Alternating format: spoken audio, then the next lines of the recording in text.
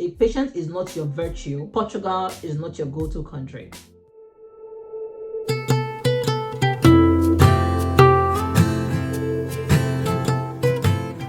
Hey guys, welcome back to my YouTube channel. Yes, I know I haven't filmed in a really long time and I'm so sorry. Okay, all right, so welcome back to my YouTube channel. My name is Ugoanumudu and I'm a Nigerian based in Portugal. I talk about life abroad, family, motherhood, and your faith. Okay, all right, so I know I haven't filmed in a long time and it's okay for me to say Happy New Year. It's actually my first video officially for the year. So guys, Happy New Year. I declare that this year will bring us lots of happiness. Our heart desires will come to pass this year, okay? All right, so without wasting much of your time, I'm just going to, you guys know, I say the truth. I share experiences about living in Portugal. So that way it's beyond what you just see on social media. Okay, so I'm just going to be answering like a few Q&A. Get a lot of times, okay? People send to like my Instagram, my TikTok. I'm just going to answer a few of them, okay? Now the first one is, how is life? In case you see me looking down, I'm actually looking at my notes where I have everything written down. So the first one is, how is life in Portugal? The truth is, I would say that Portugal is peaceful. Portugal is a country where you want to stay, you want to live in. If you're thinking of you want to raise a family in Portugal, or you want to raise a family abroad, and you're a bit worried to say, oh, what country will be perfect for my kids, my wife, or my husband? Mostly, I think most of us actually travel because of our kids, or because we want better lives for ourselves and also our children. Okay, I would say Portugal is your go-to in terms of they're family oriented, it's peaceful, the people are kind. The weather is amazing in Portugal. So you may want to think about all of that before moving to Portugal, okay? Now, there's a but. Portugal is a slow-paced country. So for most of us that are coming from Nigeria, Africa, Lagos, Nigeria to be precise, we understand the hustle and bustle of Lagos. Lagos is a bit rowdy. We are actually used to the life in Lagos, okay? So Portugal is slow-paced. Portugal, they take their time. Portugal is not like a fast-paced country where you're like, oh, you want this, you have to get it now and all of that. No, they take their time in doing things. I think maybe that's why they live longer. But they actually take their time. It's a slow-paced country. So if you're looking for a country where they're laid back, yeah, I think that's a perfect word to use. They're laid back and all of that. Portugal then is your go-to, okay? Now, I can remember when I wanted to change my address on my NIF. Okay, so I think they opened for 9 o'clock, but I got there, say, before 7 a.m. You need to see the queue, and they give out like just 20 tickets per day. So imagine where you have to leave your house very early to get to a place where they open for 9, and you have like already like 30 people on the queue, and you got there before 7. Because they give out like 20 tickets per day, so you have to be there as early as possible. And I was heavily pregnant, so of course I got there before time, so I was able to get the ticket. And of course, once you're pregnant, aged, you have like little children, you're considered top priority, so they attended to me quickly, okay? But you have to get it. So you can imagine if they give out 20 tickets per day, imagine how slow paced they are, okay? So you might want to consider all of that. Now the next question is, someone sent me, I want to move with my family. Now, I personally do not have any issue with you moving with your family. But what I tell people is, as long as you can afford it. Now, you need to check your pocket financially. Are you capable of bringing your family at the same time? Because Portugal is, I don't want to say, we're going to get to the job part, okay? But for me, what I tell people is, come for yourself. Come first, see the country. Go through the whole thing, then you can then send for your family later. But if you know that, yeah, you can afford it, you can afford moving your family at the same time, you might probably not get a job in the first month, the second month, in the third month, and the sixth month, in fact. So you might want to really consider all of that. If you're financially strong, you know that, okay, in terms of feeding, accommodation, clothing, any other thing in between, health insurance, you can cover for like 6 months. Why not? Go ahead, you can bring your family along, okay? That's not a problem. One of the questions I get asked all the time is, people reach out to me and they say, oh, I'm trying to pay my tuition fee, I'm trying to pay my application fee, I'm trying to pay some other migration related fees. Can you assist with that? Can I send you the money in my local currency and you can help me assist me in paying my tuition fee? Okay, now you don't have to do all of that. You don't have to look for someone who you can actually send the money to. Now there's an app called Pay For Me app. Now Pay For Me is a cross-border international payment platform where you can actually pay your tuition fee in your local currency. They are safe, they are secured, and you can do all of this from the comfort of your home, okay? Now, it's very easy to use. They are reliable. What you can do is just download the app, complete the registration, do the KYC. Now select your preferred local currency. Once you do that, you get the transaction receipt. Now you can do this in less than 24 hours. To get a 10% discount, what you can do is just use my code UGO25, okay? So that way you don't have to, you can meet up your deadlines. You're not worried about delays, okay? They are secured. They also have a 24 hours customer service. So in case you want to ask further questions, you can actually reach out to me, or you can just go to your Instagram page and there'll be someone there waiting to attend to you, okay? All right. So the next one is getting a job in Portugal. Now, I think this question, if I get like 100 questions in a month, this one actually tops it, okay? Now, getting a job in Portugal. Are there jobs in Portugal to start with? Now, what I tell people, I don't say yes, I don't say no. I don't say no so I don't discourage you from coming. I do not say yes so that way, in case you do not get a job within a month or 2 months, you won't be like, hey, there's one YouTuber or one content creator on YouTube that actually said, oh, there are jobs in Portugal, come. No. Now, what I will tell you is, come with enough money, okay, that will last you for a really long time, okay? Now, you might be lucky or graced enough to get a job within maybe 1 month, maybe 1 month, 2 months, depending on when you get your resident card, okay? You can be lucky to get a job within a month or 2, 3, but at least come with money that will last you for 6 months, right? You might get a job or not before. You might even get a job you might not get a job until like 7 months, 8 months. Yeah, it's that serious, all right? Now, there's something people also talk about. They say, oh, what if I learn the language? Will I be able to get a job with that? Now, learning the language just gives you an edge. It's not a guarantee that you will get a job immediately you come to Portugal or once your resident card is out. Now, I'm saying this because I have friends who are Portuguese speakers. Now, they speak the language fluently, but they're also having issues getting jobs, okay? Now, from my own perspective, I would say that people who are into tech, I think they get jobs really quicker compared to other people. Now, not everybody can go into tech, which we totally understand, okay? So just have that at the back of your mind that you might get a job, but it might take a while. So you want to, before you pack your bags into, or your entire life into a box or two, you want to really consider. Now, it is actually beyond what we say as content creators or YouTubers trying to give you information. You also need to sit down and make your own research to say, okay, I want to move to this country. What's the country like in terms of jobs? These are things you really want to consider, okay? Now, there are like different types of job contracts when you get a job in Portugal. Now, some companies will give you 1-year contract. Now, some companies will say 1-year contract. Inside, within the 1-year contract, you have like a 1-month probation period after your training.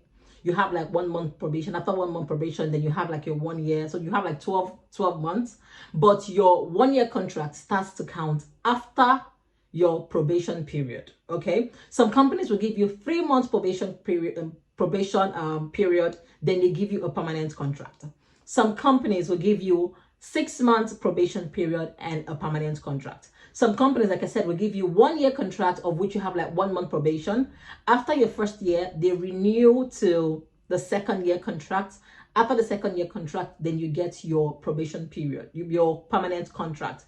So there are like different types of contracts here in Portugal. I don't know if it applies to other countries, but I'm saying based on what I have done and based on experience, okay? Now, some companies actually give you meal card, okay? So aside from your salary, now some companies pay minimum wage. Minimum wage is about 870, if I'm not mistaken, in here in Portugal. So that's 870 euros. Some companies actually pay you, or some company actually pay you more than the minimum wage. They also give you meal allowance. Meal allowance, it could probably be €7 per day. Yeah, €7. Some companies give €7 per day. Some companies actually pay higher than that, okay? So these are things you want to really, really consider. Now, you can also get, now not all jobs in Portugal pay minimum wage. Some companies actually pay higher than minimum wage.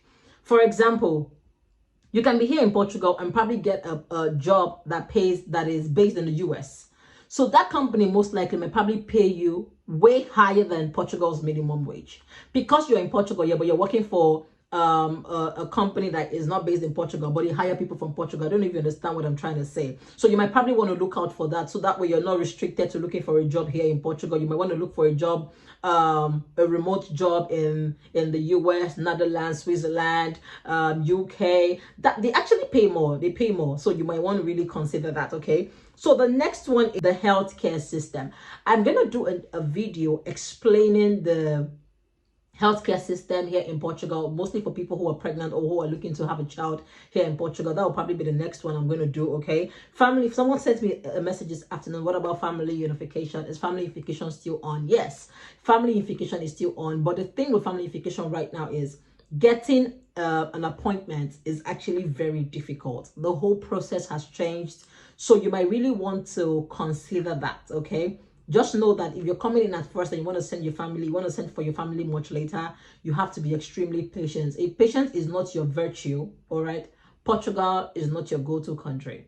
In Portugal, you have to be extremely patient. Like, if you're not a patient person, Portugal will teach you patience, okay? Now, the next one is housing. Now, one of the questions I get asked all the time is, where's the best place to live? You see this question? There's no good answer, there's no perfect answer, there's no bad answer. First, you might want to consider job opportunities. Where you're moving to, are there enough jobs? For example, I would say Algarve.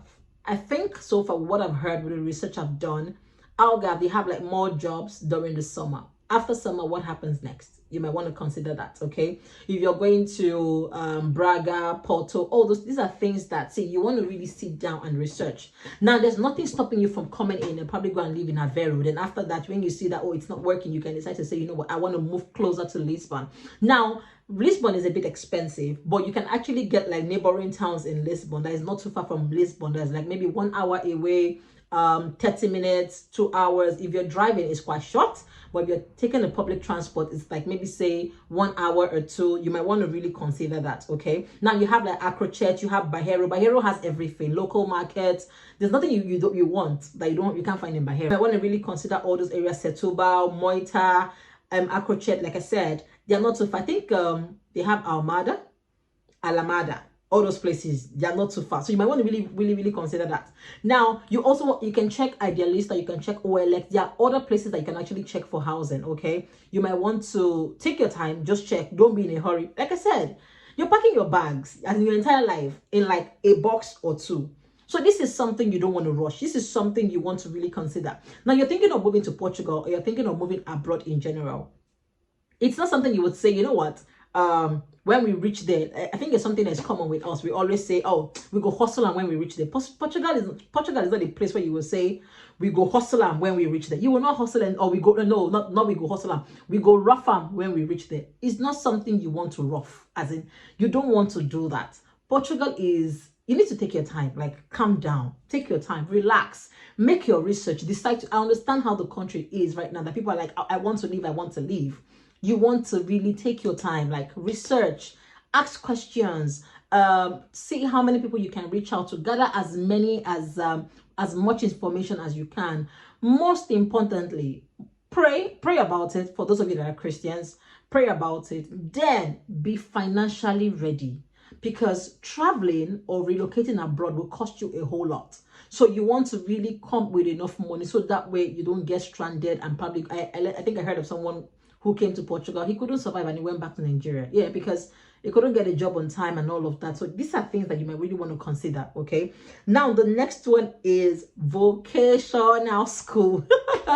The thing is, personally, I think I've said it, maybe not on this platform, but so many times, maybe with my friends, my colleagues. I personally do not have an issue with anyone moving to Portugal through vocational school. Never. Now, the thing with vocational school is it doesn't come with IMA appointment. Vocational school comes without IMA appointment. So that's where the challenge is. So you might want to come in, when you come in, you have to probably get a lawyer or use a yellow book. Just look for, there's some organizations that can actually assist you in getting IMA appointment. You just have to make your research and find them. Or if you can afford it, pay a lawyer to help you get this thing. Because personally, that's like the only challenge I have with vocational school. Any other thing, I think for me, vocational school is good as long as you're coming into the country legally. Okay. Now, also, family unification does not come with IMA appointment. So it's almost the same as vocational school, okay? Now, for family unification, when you come, you have to get a lawyer or find a way to get your appointment. Now, your first resident card is 2 years. That's, first resident card is 2 years. After the first resident card, once that one expires, you go to renew. The next one will be 3 years, okay? Now, you get your resident card. Then after that, you can go ahead and renew. There's nothing stopping you from renewing your card, okay? Just that right now, the whole process has changed in terms of renewing your resident card. Now, someone sent me a message. The person said that her agents told her that they need workers for care homes here in Portugal. That is something that they really need people. I had to put it up on the Nigerian platform, and there's some people who work there, and they explained that, oh yes, that they work there. They have more care homes in Faro and Algarve. Now, for most people, they prefer Portuguese speakers. For people who employ at the care homes, they prefer Portuguese speakers compared to people, because these are people who are Portuguese, all right? So how would you communicate if it's just English you speak? I just told her, see, my dear, be sure of what you're doing before you actually hand over your money to this agent. You need people like that much in the care homes. People won't be looking for jobs. There are lots of people looking for jobs. So just be sure, just have a backup plan, have a plan B. In case you come in, it's not what your agent explained, okay? You can actually decide to say, you know what, I want to dust a certificate or something to go and get a better job, okay? So that's it. So I'm going to do maybe part B or part 2 of the Q&A, okay? So send in your questions, what you want me to answer, and I'll see what I can do. All right, don't forget to like, don't forget to subscribe. Thank you so much. Bye.